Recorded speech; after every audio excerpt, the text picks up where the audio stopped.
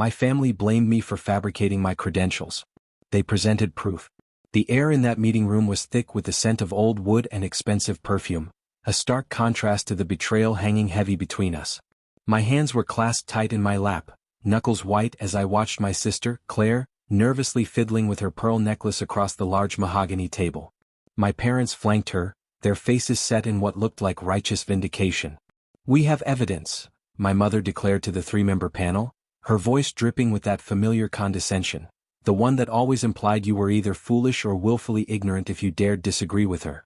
"Our daughter has been lying about her qualifications for years. She has never taken the bar exam." Judge Evelyn West sat in the center, silver hair pulled back in a severe bun. To her left was David Grant, a senior partner from a Boston firm, and to her right, Detective James Walker from the Fraud Division. Each of them had thick manila files open before them. "Miss Harper," Judge West finally said, her gaze meeting mine. "You've been incredibly silent during these proceedings. Would you wish to reply to the allegations?" I held her stare. Said nothing. My lawyer, Andrew Collins, had told me to let them speak. Let them build their case. Let them be confident. Clare leaned forward, her designer blouse rustling. "Your Honor, my sister has always been a family disappointment. She barely finished high school. She attended a little-known Ohio community college.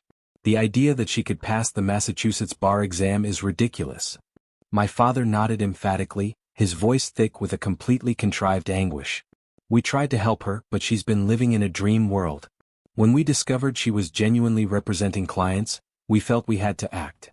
Judge West's demeanor remained bland, but as she opened the file in front of her, something sparked in her eyes. I saw it, that slight widening of her eyes, the catch in her breath, the way her fingers tightened on the edge of the paper. "Miss Harper," she said slowly, her voice taking on a new, almost disbelieving tone. "You argued before me last year. The Fitzgerald case." The room fell absolutely silent. "I remember you quite clearly," Judge West continued, her voice now filled with an undeniable recognition. "I described it as the most amazing defense I'd seen in my 30 years on the bench. Why is your family alleging that you are not a licensed attorney?" My mother's face went pale. Clare's mouth opened and closed like a fish gasping for air. "Perhaps," I murmured slowly, speaking for the very first time, the words tasting like victory on my tongue. "We should start from the beginning. Growing up, being the youngest of two daughters in the Harper household meant living entirely in Clare's shadow. She was everything my parents ever wanted: beautiful, charming, effortlessly popular. Straight A's without studying, football captain boyfriend, accepted to Yale before senior year even ended. My parents made it crystal clear which daughter was the prize, and which was the consolation. Clare was blonde and willowy, I was dark-haired and solid. Where she excelled naturally, I fought for every B-. At dinner parties, after her third glass of wine, my mother would occasionally refer to me as the oops baby. "Why aren't you more like your sister?" became my mother's mantra, delivered with increasing frustration as I navigated my teenage years. The comparison sharpened the summer after my sophomore year of high school. Clare had just finished her first year at Yale Law, and my parents hosted a lavish celebration. I served appetizers in a black dress my mother had picked out, playing the helpful younger sister while Clare held court about constitutional law and her summer internship at a fancy New York firm. "And what about you, dear?" Mrs. Jackson from next door asked, her voice tripping with polite disinterest. "What are your intentions for college?" Before I could even open my mouth, my mother cut in, "Oh, she'll probably just go to the community college downtown." Clare chuckled, that tinkling sound everyone found so delightful but which cut like a knife to me. "Not everyone is cut out for higher education," she said, patting my shoulder with mock sympathy. "There's no shame in knowing your limitations." Something hardened in me that night. I was 16 with 2 years of high school left, and I swore to myself that one day, I would make them regret every single condescending word. My parents made it clear that Clare's Ivy League expenses had drained the family's education fund. So, I kept my head down, improved my grades as much as I could, and looked into colleges I could actually afford. Whatever I did next, I'd pay for myself. When I left for college, they sent me a check for $3,500. "All the support we can afford to provide," my father explicitly stated. Clare's Yale education cost $55,000 a year. I didn't say a word. I just took the money and left. Lakewood Community College in rural Ohio wasn't prestigious, but it was affordable and far enough from Connecticut that I didn't have to witness Clare's continued ascent. At Lakewood, I discovered something incredible: When I wasn't constantly compared to my sister, I could actually focus. I took a full course load, worked 25 hours a week at a diner, and by my second semester I had a perfect GPA. My advisor, Professor Linda Carter, a former prosecutor who'd left the legal field for teaching paralegal studies, saw something in me my family never did. "You've got a natural instinct for legal reasoning," she told me one afternoon. "Have you ever considered law school?" I laughed bitterly. My sister went to Yale Law. I'm the family disappointment, remember? Professor Carter's brows narrowed. "Everyone who matters," she said, leaning back in her chair, "knows it's not important where you start. It depends on how hard you're willing to work. And based on my observations, you work harder than anybody else in this program." That conversation stuck with me. For the first time in my life, someone saw me as more than just Harper's kid. Over the next 2 years, Professor Carter became my mentor. She taught me how to think like a lawyer, how to build arguments, how to spot flaws. She pushed me relentlessly. When I graduated from Lakewood with an associate's degree, she gave me a glowing recommendation and a list of law schools with need-based scholarships. "Don't let anyone tell you what you're capable of," she advised, "especially not family." I applied to Suffolk University Law School in Boston. It wasn't Yale, but it was renowned, with a strong regional reputation. I wrote an honest essay about being underestimated, about proving myself, about wanting to represent those who didn't have a voice. In March, I got an admission letter, with a full scholarship. I called my parents. "Law school?" My mother's voice was skeptical. "You're not serious." "Suffolk offered me a full ride," I said, trying to keep my voice calm. "I start in the fall." There was a long pause before my father came on the phone. "Look, honey, we understand you want to improve yourself, but law school. You barely battled through high school. This will be a major waste of your time and their resources." "I have a 3.8 GPA from Lakewood." "Community college?" my mother said dismissively. "It's not the same thing. Claire would never say this because she's too sweet, but we're concerned you're setting yourself up for a disastrous failure. Law school is quite challenging. Perhaps you should think of something more practical." I hung up before they could say anything else. Then I packed my belongings into my 12-year-old Honda and drove to Boston. Suffolk law was harsh. My parents were right, it was demanding. I studied 70 hours a week, lived on ramen and peanut butter, and slept very little. The other students came from better schools, better backgrounds. They had connections, job offers lined up before the first semester even ended. But I had only Professor Carter's words in my head and a burning desire to prove everyone wrong. My first year, instead of going home for Thanksgiving, I worked as a hostess. My family didn't visit, didn't call. They sent a card with a $70 bill and a letter saying, "Thinking of you during this difficult time." Meanwhile, Claire had been promoted to junior partner at her New York firm. My mother's Facebook was filled with photos of Claire at charity galas, winning awards, being interviewed for legal journals. The golden kid kept shining and I just studied harder. By the second year, something shifted. The law started to make sense in a way it hadn't before. I saw the patterns, the arguments, the methods. My contracts professor, Dr. Helen Vasquez, stopped me after class one day. "You have exceptional analytical skills. Have you considered applying for law review?" I hadn't. Law review was for the top students, the ones headed for Supreme Court clerkships and big law firms, not community college transfers working 3 part-time jobs. "You should apply," Dr. Vasquez insisted. "I'll write you a recommendation." I made law review. I also won the Academic Excellence Award for second-year students and got a summer internship at a small criminal defense firm. When I called to tell my parents, my mother responded, "That's great, honey. Claire recently got engaged. He's a Harvard MBA, and they're planning a spring wedding." Of course they were. I graduated my third year summa cum laude, ranking third in my class. I had 2 job offers from reputable Boston firms. The bar exam was slated for July. I prepared like my life depended on it because in many ways, it did. My parents didn't attend my graduation. Claire's wedding was the same weekend and that naturally took priority. I stood there, surrounded by classmates and their proud families, feeling that familiar ache of being forgotten. Professor Carter flew in from Ohio, sat in the second row and cheered when they called my name. Afterwards, she took me to dinner at an Italian restaurant in the North End. "Your family doesn't deserve you," she observed over spaghetti. "But that doesn't matter. You did it for yourself." "I did it to prove them wrong," I admitted.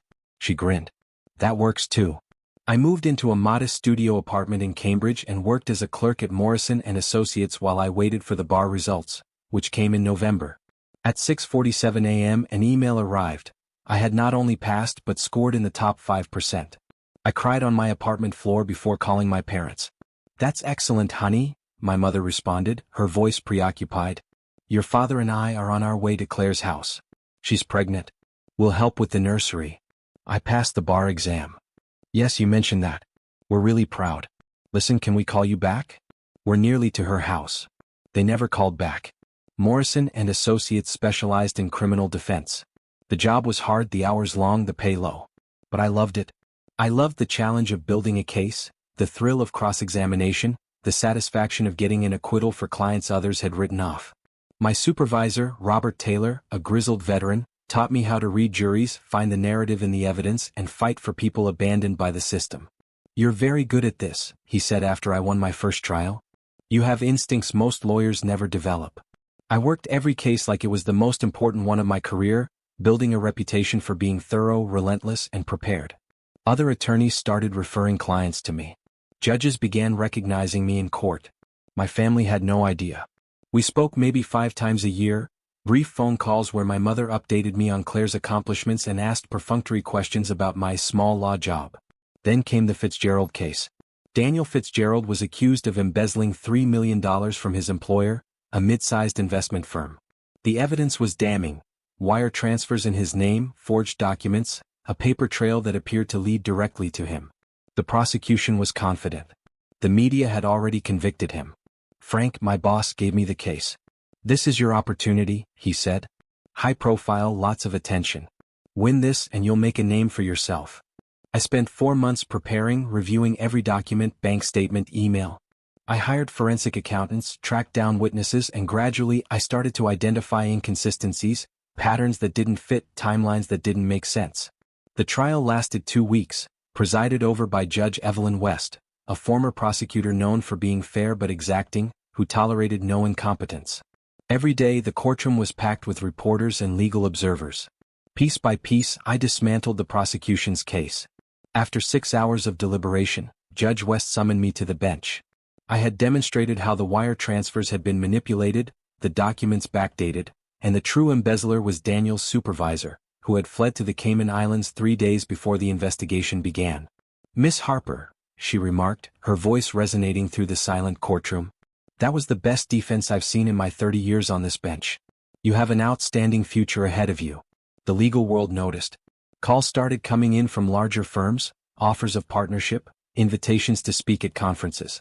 As my business grew, I moved into a better apartment. I could finally afford to eat something other than ramen. I still didn't tell my family the details. What was the point? 2 years after the Fitzgerald case, my reputation had solidified. I was handling increasingly complex cases, mentoring junior attorneys at Morrison and Associates, and Frank had officially named me a partner. Harper and Morrison had a nice ring to it. My relationship with my family remained superficial. Obligatory holiday calls, generic birthday cards, the occasional Facebook interaction where my mother would comment on Claire's posts but ignore mine. Claire herself seemed to view me with mild curiosity, as if I were a distant cousin she vaguely remembered. In March, a wedding invitation arrived on heavy cardstock with gold embossing. My cousin Sophie was getting married in Connecticut, and the entire extended family would be there. I hadn't seen most of them in over a decade, but something compelled me to RSVP. The wedding was at a country club I'd driven past 1,000 times growing up, but never entered. I wore a navy dress and minimal jewelry, hoping to blend in. My plan was to show up, congratulate Sophie, and leave before the reception ended. I was standing at the bar when Claire approached. She was stunning in a rose-colored gown, blonde hair perfectly styled, diamonds glittering at her throat. "There you are," she said, her voice warm but her eyes calculating. "We've barely seen you in years. What have you been up to?" "Working," I responded simply. "Still at that little firm in Boston." She sipped her champagne. "That's sweet. Ethan and I were just talking. We should come visit someday and see how the other half lives." The condescension was slight but undeniable. I felt 16 again, serving appetizers while everyone admired the golden kid. My mother joined us, escorted by 2 of her friends. Rachel was just inquiring about my children. Claire is a partner at Strickland and Morris in Manhattan. And here's my younger daughter who works as a lawyer in Boston. "Some sort of legal work," I said. My mother waved a dismissive hand. "You know I don't understand all the details, honey. You deal with criminals or something." One of her friends looked uneasy while the other, a woman named Patricia, smiled. "Oh, are you a public defender? That is such noble work." "I'm a criminal defense attorney in private practice." "Same thing really?" my mother asked. Claire laughed. "Come on, Mom. There's a significant distinction between public defenders and real criminal lawyers." She glanced at me. "No offense, I'm sure you're doing fine." Something inside me snapped. I'd been broken before and put myself back together, but this was different. This was the last straw after years of being ridiculed, ignored, undervalued. "Actually," I responded, my voice calm, almost detached. "I just won the MO case last month. The newspapers described it as the biggest white-collar victory in Massachusetts this year." Claire's face didn't change. "That is nice." My mother touched my arm. "I'm sure that felt like a huge deal. We're proud of your efforts here. Now let us go locate your father. He wants photos of both of his girls." They walked away, leaving me with Patricia, who offered a sympathetic grin. "For what it's worth," she murmured gently, "I think it's amazing. Criminal law is quite complicated." I thanked her and ordered another drink. I stayed for the rest of the reception, watching my family interact, listening to them praise Claire's accomplishments while carefully avoiding asking me about mine. When I got home that night, I sat in my living room and made a decision. I was done trying to earn their respect. I was done waiting for them to see me. And I was not going to let them diminish me any longer. 4 months after the wedding, I received a call from Andrew Collins, an attorney I'd worked with on a few cases. He sounded concerned. "Are you sitting down?" he inquired. "Someone filed a complaint with the State Bar Association against you. They say you fabricated your qualifications, that you never truly passed the bar test. You've been practicing law illegally for years." My blood ran cold. "That's insane." "Who?" "It's your family," Andrew said. "Your parents and sister filed a joint complaint. They have documents and affidavits. They claim you lied about graduating from law school and forged your bar passage certificate." I couldn't breathe. "What did they do?" "There will be a hearing. The disciplinary committee wants to investigate. This is serious. If they believe the charges, you may lose your license. You could even face criminal charges." I sat down hard on my couch. My family had truly done this. They sought to destroy my career because I had finally accomplished something they could no longer ignore. "I need you to represent me," I explained, the words feeling foreign in my mouth. "Already working on it," Andrew said. "However, this is awful. Even false charges might harm your reputation. We need to figure out why they are doing this." I understood why. I'd stopped being invisible. I'd succeeded in a way they couldn't dismiss, and their disappointment daughter had become an uncontrollable, undeniable success. The documentation my family provided was extensive. They'd gathered old high school report cards with my mediocre grades, found people willing to sign affidavits claiming I'd always struggled academically, and even obtained records from Lakewood Community College, though they conveniently left out the part about my perfect GPA. Claire's statement was particularly thorough. She said I had been envious of her success for years and had begun imitating a lawyer to compete with her. She claimed I became delusional, creating a fantasy life where I was a successful attorney instead of accepting my limitations. My parents described me as confused, unpredictable, someone who had always struggled to discern between fact and fantasy. They expressed concern for any clients I might be fooling and urged the committee to do a thorough investigation. It was character assassination disguised as civic duty. Andrew examined everything with increasing incredulity. "This is vindictive," he stated. "They're trying to ruin you." "Can they?" I asked, my voice barely a whisper. "No," he said firmly. "Because everything they're claiming is false. You graduated from Suffolk. You passed the bar. You're a licensed attorney in good standing. This is harassment." "Then why have a hearing at all?" "Because the Bar Association has to investigate all complaints. It's procedure. But once they see the evidence, your actual transcripts, your bar exam results, your court records, this will be dismissed immediately." I nodded, but a cold horror gripped my gut. My family had gone scorched earth. If the hearing went public, the allegations alone could harm my image. Clients might lose faith. Judges might see me differently. Everything I had built could shatter because my family couldn't bear watching me prosper. The hearing was planned for a Tuesday morning in October. My stomach churned as I arrived at the State Bar Association headquarters with Andrew. We had planned meticulously. Every document categorized, every truth confirmed. My family was already present. My parents sat together, neatly clothed, with somber, worried expressions. Claire sat alongside them in a charcoal suit, looking every bit the accomplished lawyer she pretended to be. They had brought their own lawyer, a man from Connecticut who specialized in professional misconduct cases. They were truly dedicated to harming me. The three-person panel entered: Judge West, David Grant, and Detective James Walker. I felt a slight thrill of relief when I saw Judge West. She recognized me.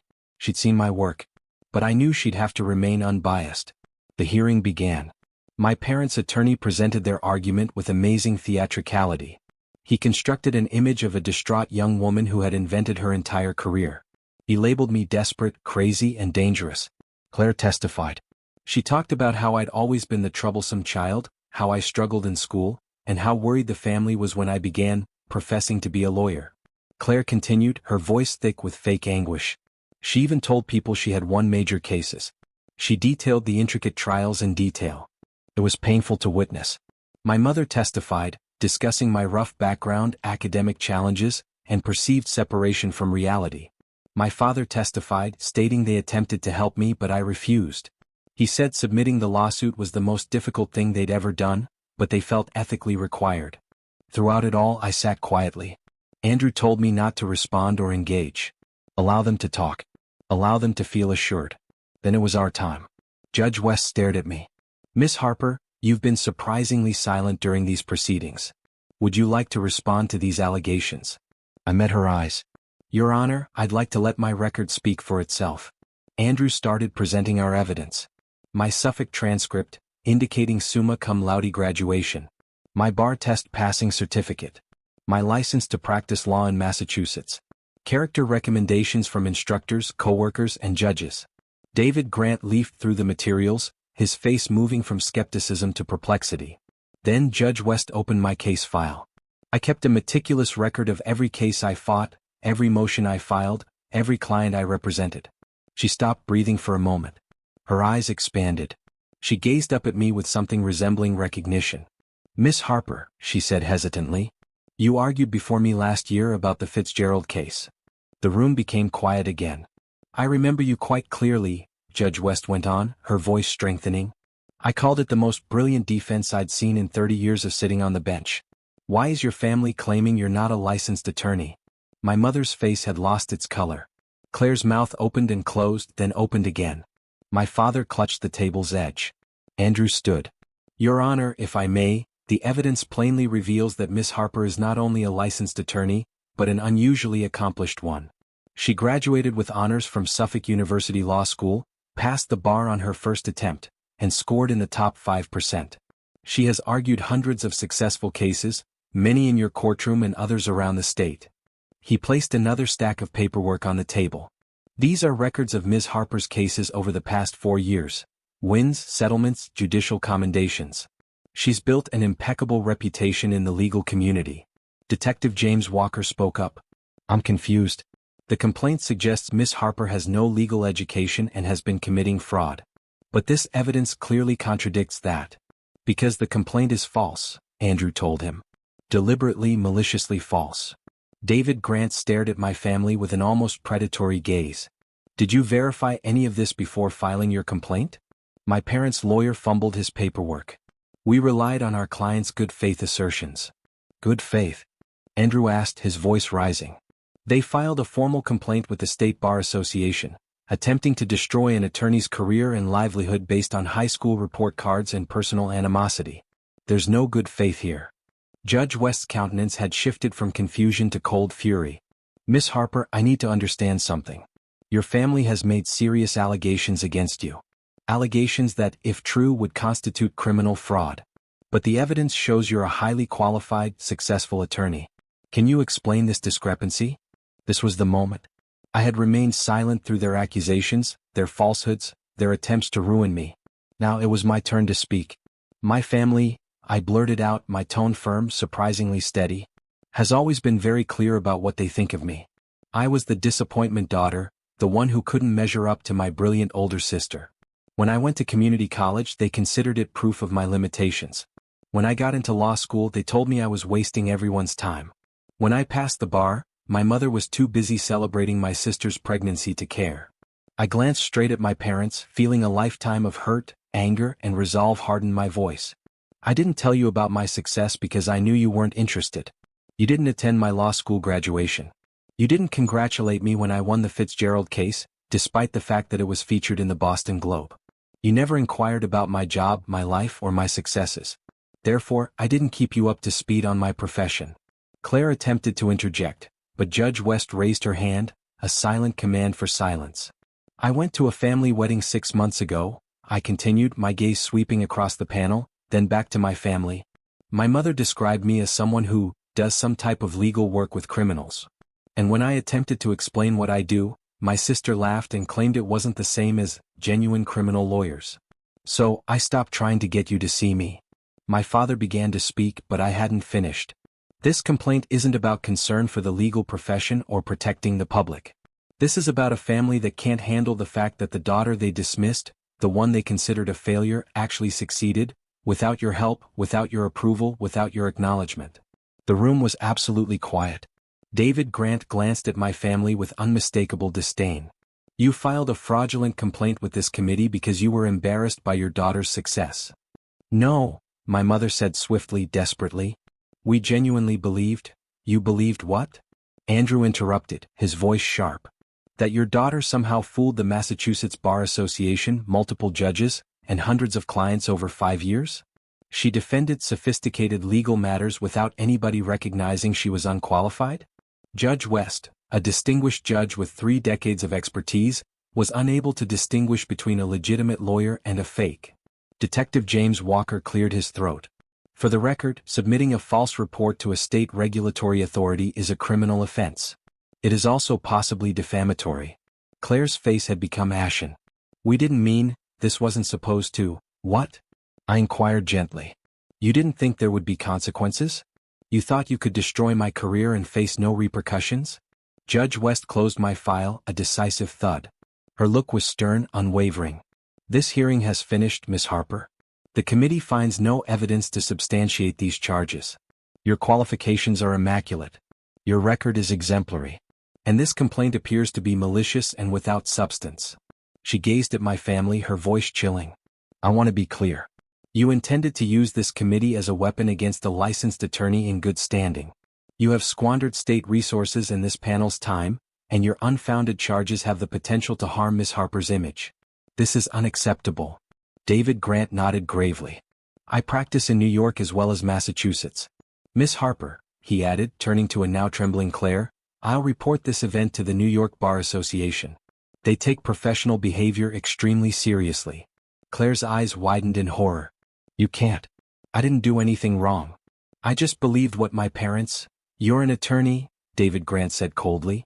You should have known better than to sign an affidavit making serious allegations without verifying the facts. That's basic legal ethics. Detective James Walker stood. Mr. and Mrs. Harper, I'm going to need you to come with me. Filing a false report is a criminal matter. My mother gasped. My father attempted to argue. Their lawyer sought to interfere, but Detective Walker remained unmoved. Judge West addressed me personally, a small, genuine smile finally gracing her lips. Miss Harper, on behalf of the committee, I apologize for the hardship you've gone through during this process. You have maintained a high level of professionalism, and your reputation in the legal world has not been harmed. Thank you, Your Honor. As the panel stood to go, Judge West paused. One more thing. I'm proposing you for the Massachusetts Bar Association's Professional Excellence Award. The nomination has been languishing for several months, and after reading your documentation today, I am confident you deserve it. I felt tears approaching, but I held them back. I would not weep in front of my family. Not now. The fallout was quick and harsh. Detective Walker did bring my folks in for questioning. While they weren't eventually prosecuted, the inquiry was extensive and humiliating. The local Connecticut newspaper published an article on the false complaint. My mother's acquaintances stopped phoning.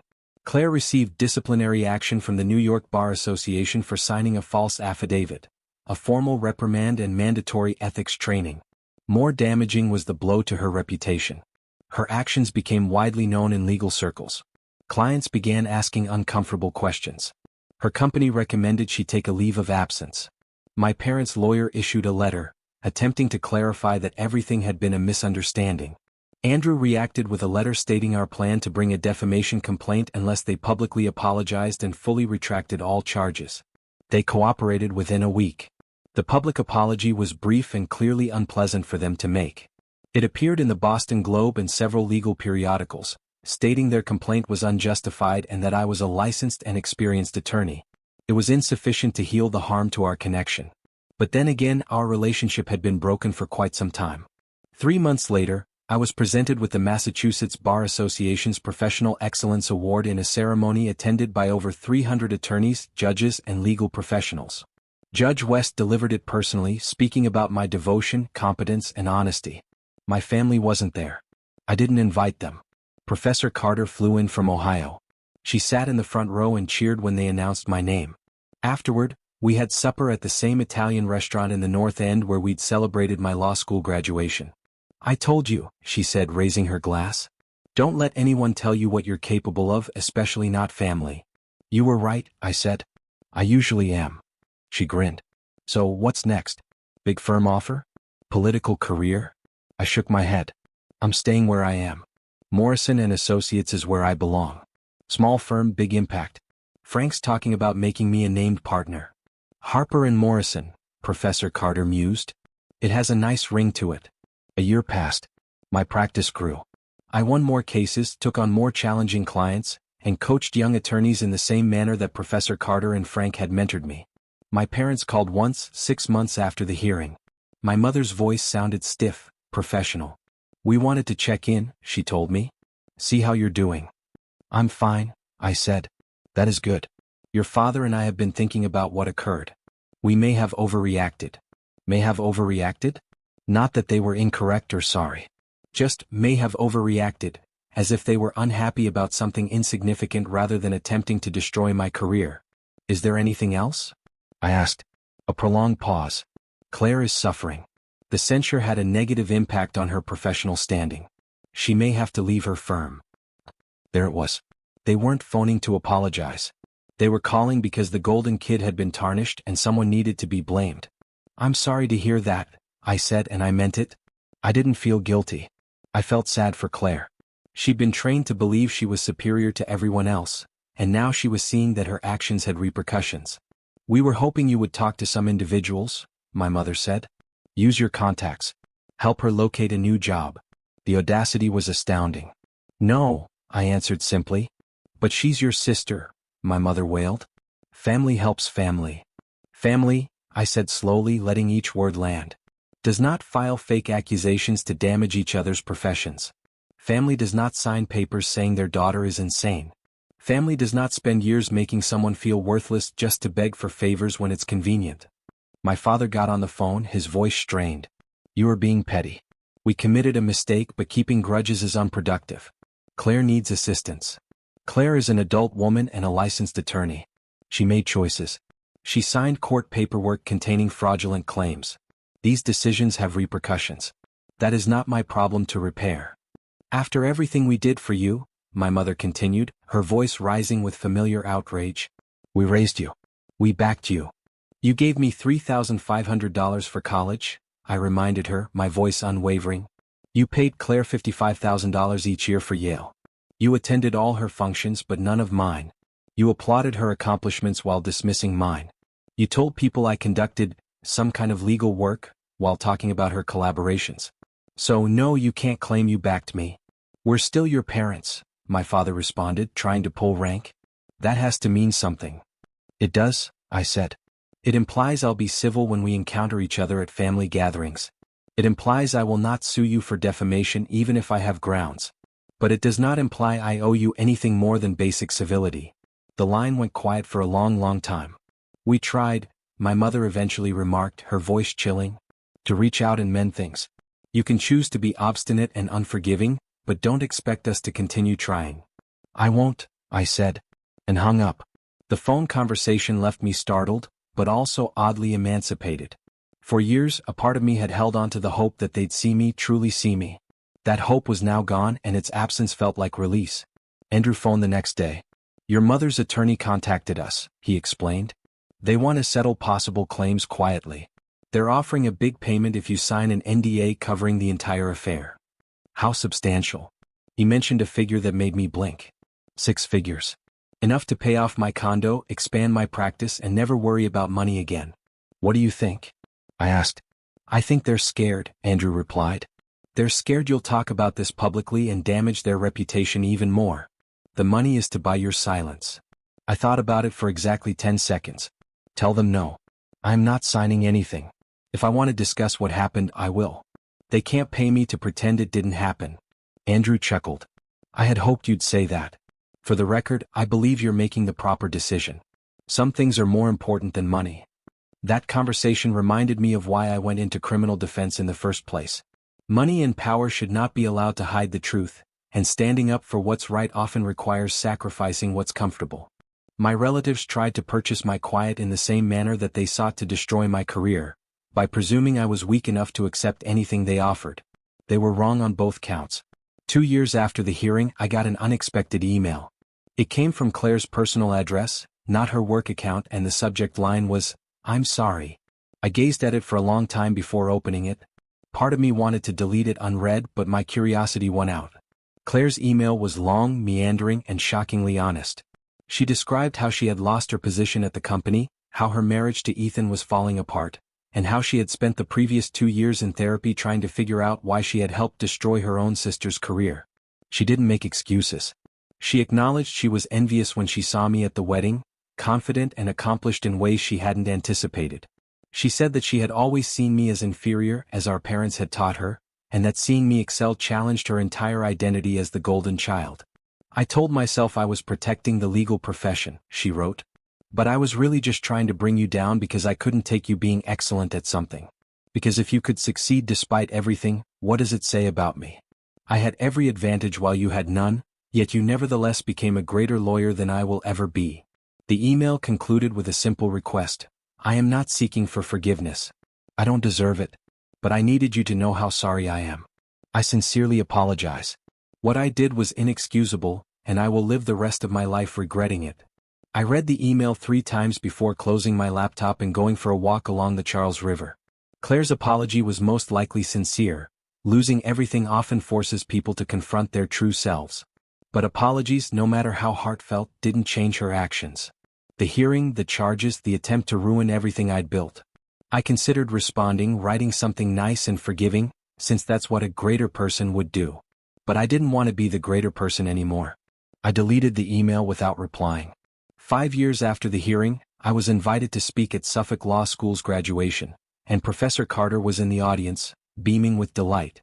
I stood at the stage, staring at 200 graduating law students, recognizing my younger self in their eager expressions. Some of you come from families of attorneys, I remarked. Some of you have connections, opportunities, and advantages. That is fantastic. Use them well. I paused, noticing the students in the rear rows who looked exhausted and apprehensive. But not all of you have those things. Several of you are first-generation attorneys. Some of you work 3 jobs to pay for education.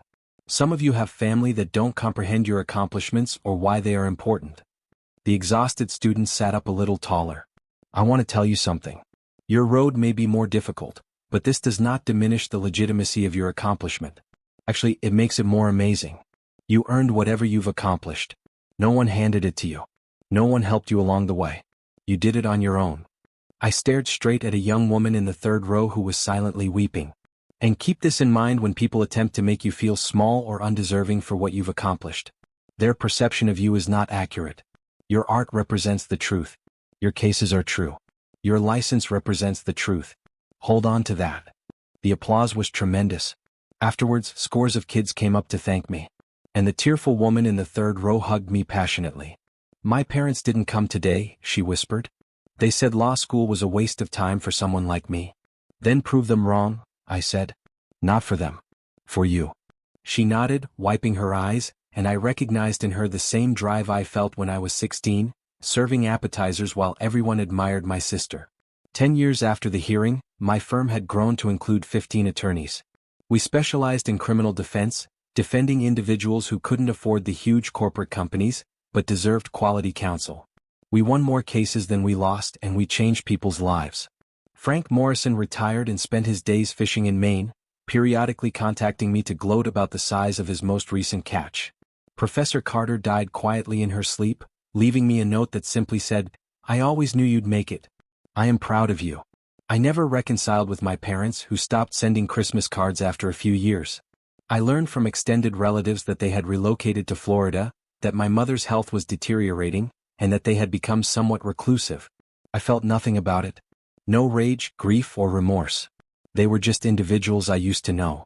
Claire wrote me periodic emails throughout the years with updates on her life, references to treatment, and modest efforts at connection. I never answered, and these eventually ceased as well. I dated, had romances, and created a life full of people who respected me and meaningful work. I also acquired a rescue dog called Justice who slept under my desk as I worked on briefs. I went to locations I never thought I'd see. I mentored young attorneys who reminded me of myself. And I was content. One afternoon, while arguing in court, I saw someone sitting in the back row of the gallery, an older woman with thin gray hair and a familiar face. My mother. For a brief moment, our gazes connected. She appeared smaller and frilier than I recalled. She did not grin or wave. She simply sat there watching me work. I went back to the judge and resumed my case. I had won the motion, and when I looked back, she had left. I never found out why she arrived. Perhaps she understood what she had missed. It didn't matter if she wanted to see for herself what I had become, or if she was simply curious. I stepped out of the courthouse into the bright Boston afternoon. Justice was waiting in the car, a celebratory meal with my colleagues arranged for that evening, and a dozen cases on my desk that required my attention. I had made a life worth living. I had proven everyone wrong who had ever questioned me. I had succeeded not because of my family but in spite of them, and that was the finest payback of all. They sought to ruin me, erase everything I'd done, and reduce me back to the disappointed daughter who was aware of her limits. They failed. I was Attorney Harper, now a partner, an award winner, a mentor, and an advocate. I was the woman who had fought the Fitzgerald case. I was the lawyer who Judge West described as brilliant. I was precisely who I'd always wanted to be. What would you have done if your own family tried to tear down everything you built? Have you ever had to choose between family loyalty and your own self-worth? Let me know your thoughts and experiences in the comments below. I really want to hear what you think.